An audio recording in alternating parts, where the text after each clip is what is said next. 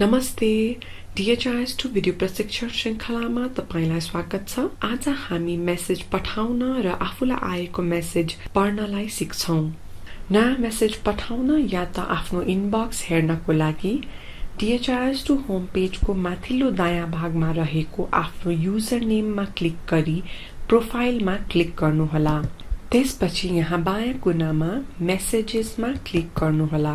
यहाँ तपाईले आफ्नो इनबक्स देख्नुहुन्छ। नयाँ मेसेज पठाउनको लागि राइट मेसेजमा क्लिक गर्नुहोला। तपाईले कुनै एउटा अर्ग युनिटलाई या त युजरहरूलाई या त युजर ग्रुपलाई मेसेज पठाउन सक्नुहुन्छ या त तीनटैलाई एकैचोटी पनि मेसेज पठाउन सक्नुहुन्छ।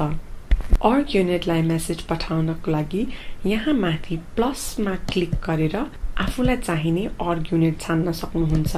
नेपाल भरिको सबै युजरलाई पठाउने हो कि कुनै जिल्ला अनुसार पठाउने हो कि कुनै एउटा स्वास्थ्य संस्थाको लागि मात्र पठाउने हो, तपाईलाई चाहिए अनुरूप यहाँ छनौट गर्न सक्नुहुन्छ। एक दुईवटा युजरलाई मात्र या त युजर ग्रुपलाई मेसेज पठाउनु पर्यो भने यहाँ टु युजरमा आएर आफूलाई चाहिएको युजर या युजर ग्रुपको नाम लेखेर सेलेक्ट गर्न सक्नुहुन्छ। त्यसपछि सब्जेक्टमा मेसेजको सब्जेक्ट लेखेर यहाँ बडीमा तपाईको मेसेज लेखेर सेन्ड गर्न सक्नुहुन्छ। नयाँ मेसेज आएको खण्डमा तपाईले ड्याशबोर्डमा यहाँ अनरेड मेसेजेस भनेर रातोमा देख्नुहुन्छ।